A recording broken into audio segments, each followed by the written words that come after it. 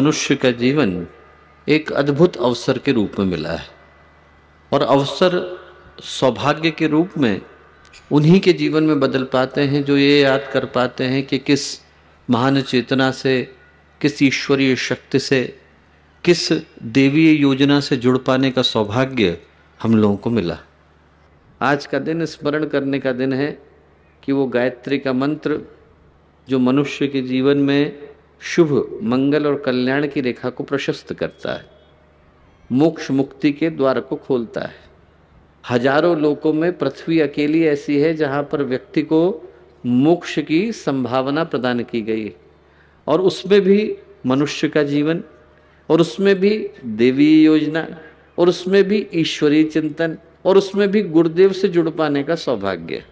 हजारों सौभाग्य एक साथ फलित होते हैं तो ऐसे समीकरण बन पाते हैं। तो आज का गायत्री का मंत्र यही याद दिलाने के लिए आया कि स्थिर चित्त, शांत मन, शुभ भावनाओं के साथ उस शक्ति को हम लोग पुकारें जो हमें श्रेष्ठ मार्ग की ओर, सद्भाव की ओर, सद्ज्ञान की ओर, सत्प्रवृत्ति की ओर, सद्कर्म की ओर लेकर के चलते हैं। सदाचरण हमारे जीवन का हिस्सा बन सके, इस पुकार के साथ, इस भाव के साथ माँ गायत्री का पावन मंत्र एक बार साथ साथ। ओम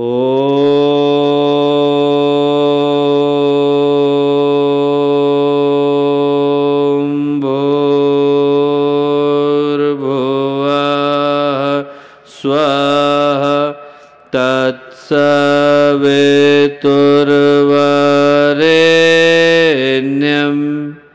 भर्गो देवस्य धीमहि धियो यो नः प्रचोदयात्।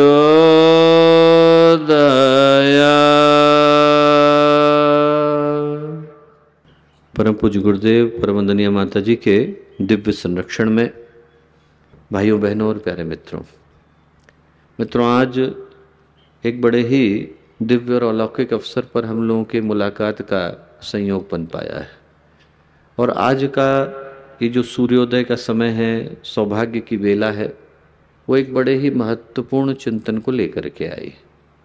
यदि हम लोग ध्यान से देखें तो ये जो भारत की भूमि रही, योगियों की, तपस्वियों की, महापुरुषों की, महामानवों की, चिंतकों की, विचारकों की, अवतारी सत्ताओं की भूमि, यहाँ से भारतीय संस्कृति ने अनेकों अद्भुत धाराओं को एक बार नहीं बल्कि अनेकों बार जन्म दिया है। वेद की धारा बही, उपनिषदों की बही, वेदांत की बही, सांख्य की बही, दर्शन की बही, योग की बही, तप की बही, अध्यात्म की बही, आस्थाओं की बही, भक्ति की बही, कर्म की बही। यहाँ पर एक से एक बढ़कर धाराएं एक बार नहीं बल्कि अनेकों बार आएंगी। पर उन धाराओं में शायद सबसे पवित्र धारा यदि हम किसी एक को मानते हैं तो यज्ञ के इस पावन अनुष्ठान की धारा को मानते हैं। जब से भारत ने, भारतीय संस्कृति ने, भारतीय ज्ञान परंपरा ने एक लिपि के अंदर क्रमबद्ध होना शुरू किया, तब से लेकर यदि आज तक के इतिहास को, आख्यानों को, उदाहरणों को हम लोग उठा करके देखें तो वेद, वेदांत, दर्शन हो सकता है आपको एक जगह पढ़ने को मिले, धर्मशास्त्र एक जगह पढ़ने को मिले, योग है उनके लिए गिने चुने शास्त्र हैं, उनका आप अध्ययन करेंगे तो योग के विषय में जान सकते हैं। योग सूत्र पढ़ ले, योग वासिष्ठ पढ़ ले, योग बिंदु उपनिषद पढ़ ले, आपके हृदय में हठ योग से लेकर के और राजयोग की जो धारणा है वो परिपक्व हो जाएगी। पर यज्ञ अकेला ऐसा है जिसको आप वेदों के अंदर भी पाते हैं, जिसको आप पुराणों के अंदर भी पाते हैं, जिसको आप दर्शन का हिस्सा भी मानते हैं, जिसको आप ज्ञान का हिस्सा भी मानते हैं। यदि हम लोग ब्राह्मणों को पढ़ते हैं, शतपथ ब्राह्मण को पढ़ते हैं, तो उसके अंदर ऋषि बड़े गर्व के साथ कहते हैं यज्ञो वही विष्णु, यज्ञ ही भगवान विष्णु है। इसमें संदेह की कोई गुंजाइश नहीं है, यज्ञ ही भगवान विष्णु है। वो भगवान विष्णु जिनके हिस्से में पालन का, पोषण का, अभिवर्धन का दायित्व आया है, वो यज्ञ की प्रक्रिया है। और थोड़ा आगे बढ़े तो उपनिषद कहते हैं यज्ञ भुवनस्य नाभे, जैसे गर्भ के अंदर स्थित शिशु को माँ अपनी गर्भनाल के माध्यम से पालन पोषण देती है, वैसे ही इस पूरे विश्व ब्रह्मांड को, उपनिषद के ऋषि कहते हैं, इस पूरे ब्रह्मांड को पालन पोषण पहुंचाने का दायित्व यज्ञ करता है। सहयज्ञ प्रजा सृष्ट्वा पुरोवाच प्रजापते।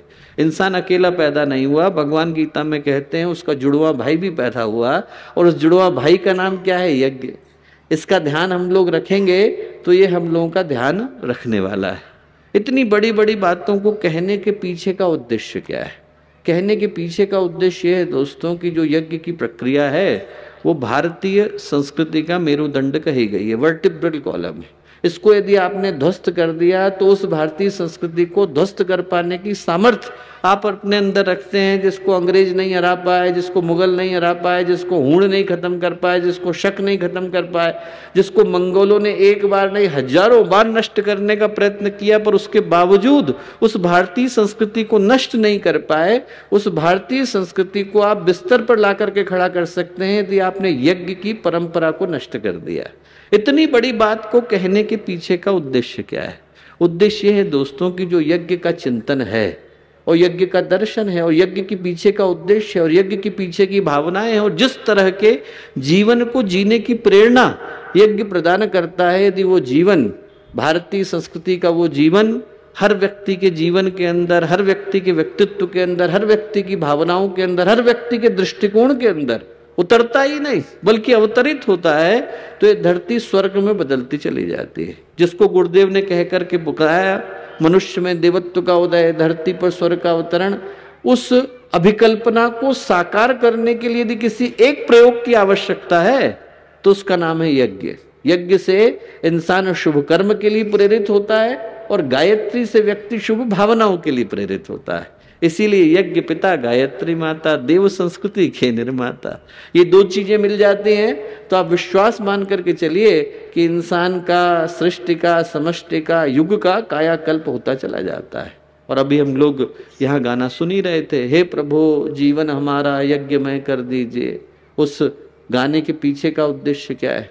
उस गाने के पीछे का उद्देश्य ये नहीं है कि व्यक्ति जीवन भर के लिए यज्ञ कुंड के अंदर आकर के बैठ जाए। उद्देश्य ये नहीं है कि जो यज्ञ का धूम्र है वो हमें मिले। उद्देश्य ये नहीं है कि जो यज्ञ की समिधा है वो हमें मिले। उद्देश्य ये है कि जो यज्ञ का संदेश है वो हमारे जीवन के अंदर अब अवतरित हो जाए, अंदर आकर के अवतरित हो जाए। एक बड़ी प्यारी कथा आती है कि जब महाभारत का युद्ध समाप्त हुआ, भगवान ने युधिष्ठिर को बुलाया और कहा कि युधिष्ठिर, आप अब जो है पूरे भारत के आर्यावर्त के स्वामी बनने जा रहे हैं। जहाँ से अफगानिस्तान शुरू होता है, वहाँ से लेकर जहाँ पर मलेशिया है, मलयाचल, इंडोनेशिया, वो पूरा का पूरा युधिष्ठिर उसके स्वामी बनने जा रहे थे। बोले पर आज आपकी जिम्मेवारियों का अंत नहीं हो रहा, आज से आपकी जिम्मेवारियाँ शुरू हो रही। युधिष्ठिर ने कहा कि बिल्कुल सत्य कहते हैं भगवान, मुझे क्या करने की आवश्यकता है? तो भगवान कृष्ण बोले कि ऐसा है, बुरे लोग मारे गए, दुर्योधन, दुशासन, शकुनी, इन सब का अंत हुआ, अच्छी बात है, पर ये समस्या का आधा समाधान हुआ। समस्या का पूरा समाधान करने के लिए उस वातावरण को शुद्ध करना अनिवार्य है जिसके माध्यम से दुर्योधन की तरह के व्यक्तित्व जन्म लेते हैं। बोले यदि नाली के अंदर कीचड़ आ जाती है तो उस जगह जाकर के इत्र फैलाने से समस्या का समाधान नहीं होता। थोड़ी देर के लिए खुशबू रहेगी और उसके बाद फिर बदबू आने वाली, फिर वहां पर मक्खी मच्छर आएंगे, फिर बीमारियां फैलेंगी। नाली की सफाई अनिवार्य हो जाती है। युधिष्ठिर बोले बिल्कुल सही कहते हैं भगवान। भगवान कृष्ण बोले युधिष्ठिर, आज की तारीख में इंसान के मन के अंदर उसी तरह से कीचड़ आ गया है जैसे नाली के अंदर आ जाता है। आदमी अपने जीवन के उद्देश्य को भूल गया है। स्वार्थ, अहंकार, संकीर्णता, ये मनुष्य के चिंतन का हिस्सा बन गए हैं। और इसीलिए यहाँ पर दुर्योधन की तरह के, दुशासन की तरह के, शकुनी की तरह के व्यक्तित्व जन्म लेते हैं। बोले आपने इनको मारा, बहुत अच्छा किया, पर अब इस कहानी का दूसरा पक्ष है। क्या करिए? आप उस मानसिकता को मारिए जिसके माध्यम से दुर्योधन की तरह के व्यक्तित्व आते हैं। कैसे करूं? युधिष्ठिर ने पूछा।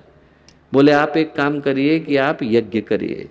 बोले देखिए, भगवान राम ने रावण को मारा और अयोध्या जाने से पहले गए और वाराणसी के दशाश्वमेध घाट पर बैठकर 10-12 अश्वमेधों को किया। क्यों? क्योंकि रावण मारा गया था, असुर मारा गया था, पर असुरता थोड़ी मारी गई थी। असुरता को नष्ट करने के लिए यज्ञ की पवित्रता की आवश्यकता थी।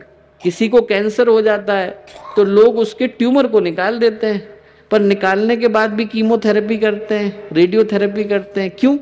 इसलिए कि वो ट्यूमर तो वध करके निकाल दिया गया है, दुर्योधन को तो मार दिया गया है, पर वो जो छोटी छोटी जगह पर जाकर के दुर्योधन बैठ गया है, आदमी के चिंतन के अंदर, आदमी की भावनाओं के अंदर, आदमी के मन के अंदर, उसकी शुद्धि करने के लिए वो कीमोथेरेपी, रेडियोथेरेपी अनिवार्य हो जाती है। हमने बुरे आदमी को मारा, भगवान ने कहा कि ये जो महाभारत थी वो इस पूरी कहानी का आधा हिस्सा था। बाकी का आधा हिस्सा क्या है? आप जब यज्ञ करेंगे तो वातावरण की शुद्धि होगी। बुराई को मार दिया गया, दुष्ट प्रवृत्ति का उन्मूलन हुआ, एक काम। सत प्रवृत्ति का संवर्धन दूसरा काम है। वो करने के लिए यज्ञ को करना अनिवार्य है। आप जब यज्ञ करेंगे तो वातावरण की शुद्धि होगी। बुराई को मार दिया गया, दुष्ट प्रवृत्ति का उन्मूलन हुआ, एक काम। सत प्रवृत्ति का संवर्धन दूसरा काम है। वो करने के लिए यज्ञ को करना अनिवार्य है। जिसके अंदर दया आ गई, करुणा आ गई, मानवता आ गई, इंसानियत आ गई, वो यज्ञ के जीवन का प्रतीक बन जाता है। यदि हम लोग यहाँ पर आए और हमें यज्ञ में आहुतियां देने का सौभाग्य मिला, तो वो सौभाग्य सफल हो पाता है यदि हम लोग यहाँ से उस भावना को लेकर के उठते हैं जिसको हम लोग इंसानियत कह करके पुकारते हैं। यदि वो भावना हमारे भीतर आ गई, दूसरे के कष्ट को बांटने की भावना आ गई, दूसरे के दुख को दूर करने की भावना आ गई, यहाँ पर आए और यहाँ से इस भावना को लेकर के जाए कि मुझे उस जगह पर जाने का सौभाग्य मिला जहां पर लोग सिर्फ यज्ञ को करने के लिए नहीं बैठे थे, बल्कि यज्ञ को जीने के लिए बैठे थे। और आज का जो संदेश है वो यही है कि यज्ञ को अपने जीवन में उतार करके जाने की आवश्यकता है। सन 1940 में गुरुदेव बुलंदशहर में यज्ञ कराने के लिए गए, और जिस जगह पर यज्ञ कराने के लिए गए वो एक विधवा का मकान था। उनने गुरुदेव को चिट्ठी लिखी थी। उनने कहा, गुरुजी हमारे यहाँ तो कोई आता नहीं है, आप आएंगे क्या, हमारे घर में यज्ञ कराएंगे क्या? गुरुदेव साइकिल चला करके गए, मथुरा से बुलंदशहर गए। उनके घर में एक पीछे बरगद का पेड़ है, अभी थोड़े दिन पहले हम लोग होकर के आए। बरगद के पेड़ के पीछे गुरुदेव ने यज्ञशाला बनाई, लगाया 5 कुंड की यज्ञशाला। पहले दिन जब लोगों ने सुना तो बड़ी मुश्किल से आए, 5 लोग आकर के बैठे। भाई यज्ञ कुंड खाली नहीं जाना चाहिए, बैठ गए। विधवा के यहाँ कौन जाएगा, कोई नहीं गया। पर जब गुरुदेव की व्याख्या लोगों ने सुननी शुरू करी और मंत्रों के उच्चारण को सुनना शुरू किया, तो धीरे धीरे करके कुंड भरने शुरू हुए। जहां पहले दिन बैठने को कोई नहीं था, वहां पर अगले दिन हजारों की भीड़ लग गई। तीसरे दिन वहां पर लाखों लोग खड़े हुए। गुरुदेव ने कहा, 5 कुंडों की यज्ञशाला है, हर व्यक्ति बैठ नहीं सकता है। पर आप क्या सुन के जाइए, ये सुन के जाइए कि आप सड़क पर निकल जाइए, ये यज्ञशाला आपके साथ जा रही है। हम लोग गाने में गाते ना, हे प्रभु जीवन हमारा यज्ञमय कर दीजिए, विश्व यह सारा समझ ले एक पावन यज्ञशाला। गुरुदेव ने कहा, यहाँ से हम आपको गिफ्ट में यज्ञशाला दे रहे हैं, लेके जाइए। ये यज्ञशाला आपके साथ जा रही है। सड़क पर कोई महिला आपको दिखाई पड़ती है, उसकी आंख का ऑपरेशन कराना है, और आपने उसकी आंख का ऑपरेशन करा दिया, उसके मोतियाबिंद को दूर कर दिया, तो आप समझिएगा कि आपकी आहुति यहाँ आकर के इस यज्ञ में लग गई। किसी व्यक्ति को दुख है, उसके दुख को आपने दूर कर दिया, तो आप समझना आपकी आहुति आकर के यज्ञ में लग गई। बहुत लोग हैं जो यहाँ बैठे हैं, बहुत लोग नहीं आ पाए। उनसे आप जाकर के कहना कि यदि आपने किसी दुखे का दुख दूर कर दिया, किसी भटके को राह पर ला करके खड़ा कर दिया, तो आपके यज्ञ की आहुति यहाँ इस 108 कुंडी यज्ञ में आकर के लग गई। उन सब की आहुति आकर के लग गई है जिनकी भावनाएं पवित्र हो गई। जो यज्ञ का संदेश है वो बड़ा स्पष्ट है। गुरुदेव ने कहा कि यज्ञ उसी के जीवन में सफल हो पाता है जो व्यक्ति बांटना जानता है, देना जानता है। भगवान गीता में कहते हैं, यज्ञात् भवन्ति पर्जन्य, यज्ञ कर्म समुद्भव। क्या अर्थ है उसका? अर्थ यह है कि भाई संसार में 2 तरह के यज्ञ चल रहे हैं। एक यज्ञ तो वो चल रहा है जो हम लोग यहाँ पर कर रहे हैं, और एक यज्ञ वो चल रहा है जो प्रकृति कर रही है। प्रकृति ने भगवान सूर्य को यज्ञ कुंड बनाया हुआ है, सब मिल करके अपनी आहुतियां वहां पहुंचा रहे हैं। ये नदी बहती चली जा रही है, और जो नदी बह रही है वो एक व्यक्ति के लिए नहीं बह रही कि अरे साहब मैं सिर्फ निमाड़ के लिए बहूंगी, सिर्फ मालवा के लिए बहूंगी, सिर्फ खानदेश के लिए बहूंगी, नहीं, सभी के लिए बह रही। जो आए, चाहे उसको गाली देता हो, चाहे उसकी पूजा करता हो, पानी बराबर मिलेगा। नदी हर एक के लिए बहती है। नदी में से बादल निकलते हैं, हर व्यक्ति के लिए निकलते हैं। बादल से बारिश होती है, हर व्यक्ति के लिए होती है। बारिश से धरती को अन्न मिलता है, हर व्यक्ति के लिए निकलता है। और ये मिलता किसको है? इंसान को मिलता है। अब जिम्मेवारी इंसान की है कि वो इन सबको बराबर पोषित करे। धरती को दे, आसमान को दे, बादलों को दे, नदी को दे, पहाड़ को दे। यदि इस यज्ञ को करने से हम लोग चुक जाते हैं और हम लोग रुक जाते हैं तो ये भी देने से मना कर देते हैं। धरती भी कहती है मैं अन्न कैसे दूं, तुमने तो लौटाया नहीं। बादल भी कहते हैं मैं बारिश कैसे करूं, तुमने तो लौटाया नहीं। जो ये यज्ञ है वो पूरी धरती के लिए चल रहा है। भगवान कहते हैं गीता में कि जिसके हृदय में भावना आ जाती है कि यदि दूसरे तक मुझे अपनी भावनाओं को, अपनी क्षमता को, अपनी योग्यता को पहुंचाने की आवश्यकता है, उसके अंदर यज्ञ आ जाता है। और यज्ञ आ गया तो भगवान परीक्षा लेने आ जाते हैं। भगवान को क्या दिक्कत है? भगवान को कौन सा एग्जामिनेशन सेंटर खोलना है कि अरे भाई तुम्हारे अंदर यज्ञ की भावना आई, ये चेक करने के लिए हम एग्जामिनेशन बिठाएंगे तब देखेंगे ना। भगवान कहीं ले लेते हैं। भगवान नामदेव की परीक्षा लेने के लिए गए कि भाई इसके अंदर यज्ञ की भावना आई कि नहीं आई। तो नामदेव की परीक्षा लेने के लिए भगवान क्या बन के गए? भगवान कुत्ता बन के गए। नामदेव रोटी बेल रहे थे, कुत्ता आया और रोटी छीन करके भागा। और कोई होता तो डंडा लगाता कुत्ते को, कह रहे भैया ये देखो। नामदेव क्या करा? चौके के अंदर गए, घी लेकर के आए और कुत्ते के पीछे भागे। बोले भैया चुपड़ने तो दीजिए, सूखी रोटी ले जा रहे हैं आप। क्या है ये? भगवान ने परीक्षा ली, ये देखने के लिए ली कि ये यज्ञ के अंदर गए, इनके अंदर यज्ञ की सच्ची भावना आई कि नहीं आई। एकनाथ के पास भगवान आए, गधा बन करके आए। भगवान वाराणसी से एकनाथ ने जल लिया गंगा का, रामेश्वरम में चढ़ाएंगे। बहुत सारे कांवड़ियों के साथ चले। चलते चलते क्या हुआ, उनने देखा कि रास्ते में गधा करा रहा है। बाकी के सारे कांवड़ी आगे बढ़ गए। कराहते गधे को देख करके एकनाथ के दिल में दया आ गई।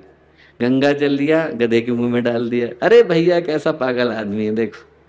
कि बाकी कांवड़ी बोले एकनाथ से, अरे कैसा पागल आदमी, गंगा जल कोई डालता है गधे के मुंह में? नहीं नहीं साहब, दूसरे का कष्ट नहीं देखा गया मुझसे। उनने दूसरा लोटा लिया और वो भी गधे के मुंह में डाला। बाकी के लोग बोले कि आदमी तो बिल्कुल पागल हो गया। एकनाथ ने कहा अब सारा का सारा गंगा जल तो दे दिया, वापस चलते हैं, वाराणसी से लेकर के आते हैं। कांवड़ी आगे बढ़ गए, एकनाथ वापस लौटने लगे। वो जो गधा था वो भगवान शिव बन करके प्रकट हुआ। कहीं जाने की जरूरत नहीं है, रामेश्वरम तुम्हारा जल लेने के लिए यहीं आ गए। इन घटनाओं का, इन शिक्षाओं का क्या उद्देश्य? एक ही चिंतन है। यहाँ कण कण के अंदर, अणु अणु के अंदर, हर जीव के अंदर परमात्मा विराजमान है। जिसको दिखाई पड़ जाता है उसके लिए यज्ञ अनवरत शुरू हो जाता है। उसके लिए ना आपको वेदी पर बैठने की आवश्यकता है, ना मंत्र का उच्चारण करने की आवश्यकता है। आपके हृदय में यदि यज्ञ की अग्नि जल गई तो आप जहां चलेंगे, जो बोलेंगे, जो कहेंगे, जो करेंगे, वो सब यज्ञ में बदल जाता है। बदलने के लिए एक ही चीज को करने की आवश्यकता है कि अंदर की ज्वाला को जलाने की आवश्यकता है। जिसकी जल गई उसके मुख से निकलने वाला हर शब्द मंत्र बन जाता है। वो जहां बैठता है वो यज्ञशाला बन जाती है। हम लोग अपने मन में भावना लेकर के जाएं कि वैसा यज्ञ हमारे जीवन में अवतरित हो जाए। जहां पर हम लोग जहां चलें वहां पर यज्ञ के संदेश को, यज्ञशाला के संदेश को, गुरुदेव के संदेश को देते बांटते चले।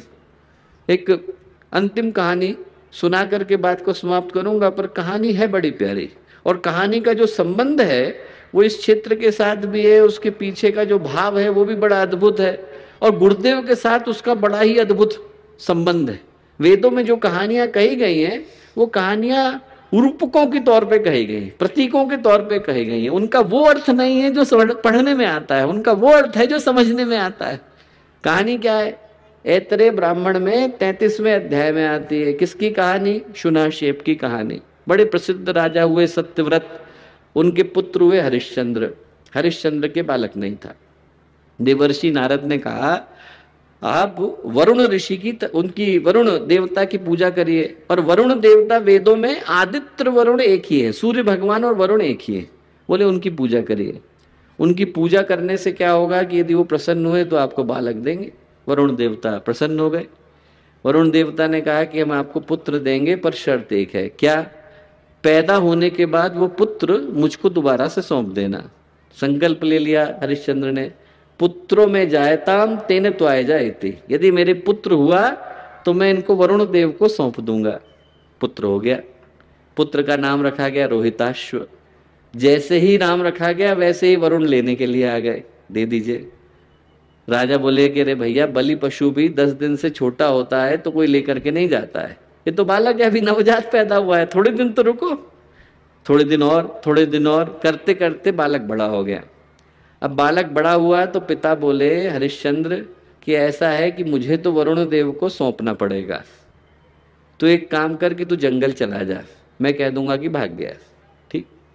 रोहिताश्व चला गया, जंगल में घूमता रहा। अब चूंकि वचन का द्रोह हुआ तो हरिश्चंद्र को जलोदर का रोग हो गया। जैसे ही पता चला रोहिताश्व को कि भाई पिता के साथ ऐसा घटा है, तो गया कि चलो मैं मिल करके आता हूँ। मिलने के लिए लौटा तो रास्ते में कौन मिल गए? इंद्र। इंद्र ने जैसे ही देखा तो उनने वो एक प्रसिद्ध सूक्त है, चरे वेति कलेशयानो भवति संजिहानस्तु द्वापर उत्तिष्ठ त्रेता भवति कृतम संपाद्यते चरम चरे वेति। अरे भाई चलते रहना चाहिए, एक जगह नहीं रुकना चाहिए। तो फिर से चला गया। 4-5 मनवंतर के बाद दोबारा से लौटा तो उसको एक ऋषि मिल गए। ऋषि का नाम क्या था? अजीगर्त। संस्कृत में अजीगर्त के 2 अर्थ हैं। क्या? अजीगर्त का एक अर्थ है अजगर, दूसरा अर्थ है कि जो इतना निर्धन हो कि जिसके पास निगलने मात्र के लिए भी भोजन नहीं हो। और वो अजीगर्त जो थे ऐसे निर्धन थे। उनके 3 पुत्र थे। क्या नाम थे? शुनह शेप, शुनह पुच्छ, शुनह लांगुल। पुच्छ का मतलब पूंछ, शेप का मतलब पूंछ, लांगुल का मतलब पूंछ, शुनह का मतलब कुत्ता। कुत्ते की पूंछ की तरह से टेढ़े थे। बड़ा वाला पिता को प्यारा था, छोटा वाला माता को प्यारा था, बीच वाला किसी को प्यारा नहीं था। उनने अजीगर्त से कहा कि साहब आपके बच्चे को मुझे दे दीजिए, मैं 100 गाय दूंगा। अजीगर्त ने कहा ठीक है, 100 गाय दे दो, हमारे बच्चे को ले जाओ। ले गए। पीछे पीछे अजीगर्त भी चले। वरुण देव के पास जाकर के रोहिताश्व ने कहा कि साहब मेरे बदले में आप शुनह शेप को ले लीजिए। वरुण देव ने कहा कोई दिक्कत नहीं है, नरमेध यज्ञ किया जाए। ध्यान से सुनना आप, नरमेध यज्ञ किया जाए।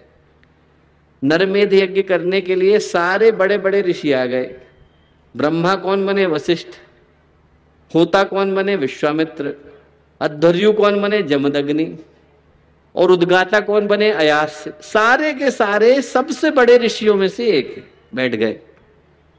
21 यूप बांध दिए गए, 21 खंबे बांध दिए गए। और उनमें जब बारी आई कि अब बलि दी जाएगी तो इंसान की बलि कौन दे? कोई देने को तैयार नहीं हुआ। ऋषियों ने मना कर दिया कि साहब हम नहीं करेंगे। अजीगर्त बोले कि 100 गाय मुझे दे दो तो मैं ही बांधने को तैयार हूं। बांध दिया। अब जब बांधा तो शुनह शेप के हृदय से करुण पुकार निकली। ऋषि अपने रहने ही गए। देवता के यज्ञ में तो बंधने के लिए आया हूं, पिता ने ही ला करके मुझे बलि के यूप पर बांध दिया है, तो मेरा अपना कौन?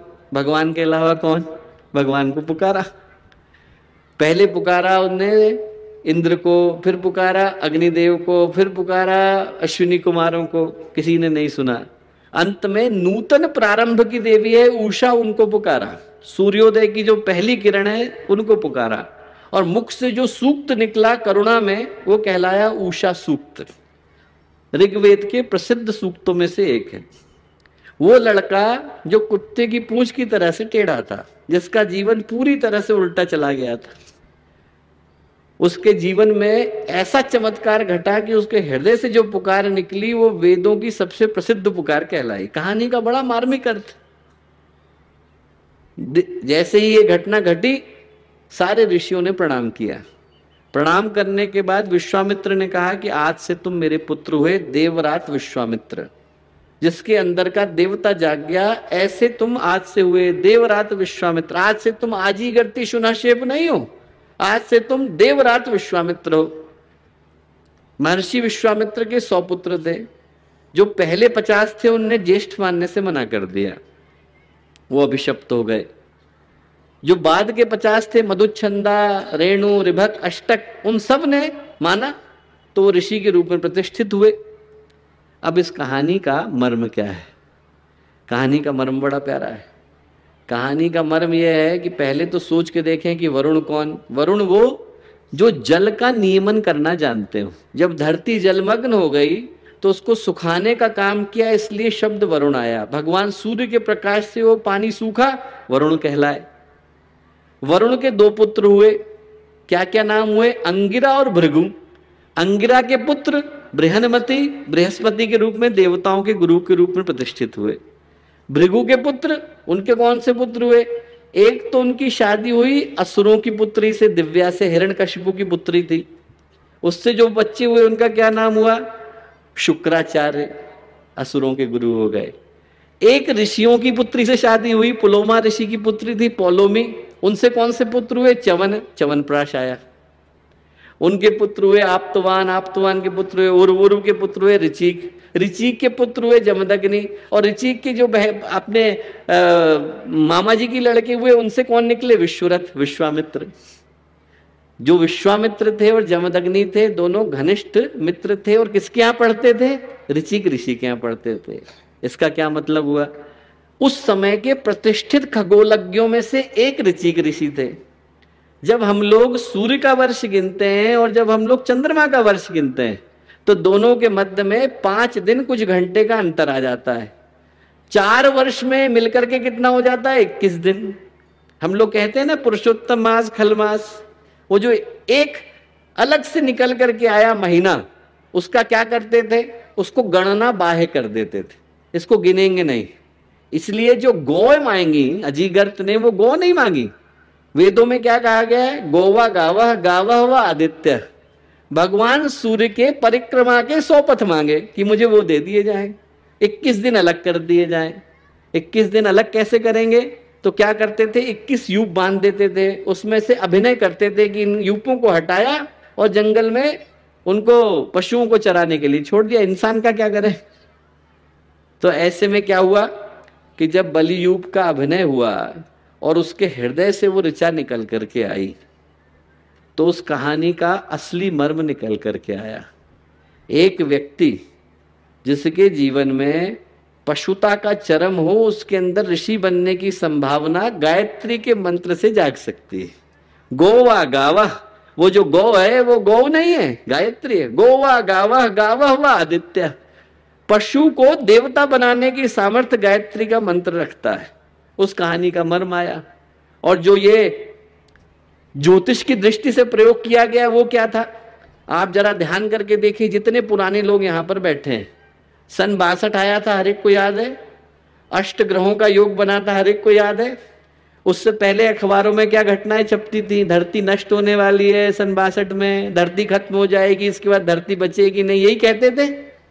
सन 56 में गुरुदेव ने मथुरा में कौन सा यज्ञ किया था? नरमेध का यज्ञ किया था। वो जो नरमेध का यज्ञ है उसमें गुरुदेव ने क्या मांगे थे? आत्मदानी, आत्मबलिदानी, जो अपने जीवन की पशुता का त्याग करने की सामर्थ्य रखते हो। उस कहानी का मर्म इतना प्यारा है कि उस युग के विश्वामित्र ने यज्ञ किया कि एक ऐसे व्यक्ति को जिसके अंदर पशुता हो, शुनः प्राणश्च शेपः रूपमिति शुनः शेपः, संस्कृत में कहा गया है जिसके प्राण बिल्कुल कुत्ते की तरह से, पशु की तरह से नीचे गिर गए हो, उसके अंदर के देवता को जो जगा दे वो विश्वामित्र की तरह से गायत्री का उपासक होता है। उस युग के विश्वामित्र ने क्या किया? शुनहशेप को जगाया। इस युग के विश्वामित्र ने नरमेध यज्ञ को किया ताकि अष्ट ग्रहों की जो युति बन रही थी उसको समाप्त किया जा सके। और ये कहा, उसके बाद से गुरुदेव ने गायत्री परिवार का क्या संदेश दिया? मनुष्य में देवत्व का उदय, धरती पर स्वर्ग का अवतरण। हम में से हरेक के अंदर हमारे व्यक्तित्व का जो हिस्सा है, जो कुत्ते की पूंछ की तरह से टेढ़ा है, उसको देवता बनाने की आवश्यकता है। जो यज्ञ है उसका बड़ा ही पवित्र आधार है, और आधार यह है कि हमारे व्यक्तित्व का वो हिस्सा जो किसी के बदले नहीं बदलता, उसको बदल पाने की सामर्थ्य ये गायत्री का यज्ञ अपने अंदर सुरक्षित रखता है।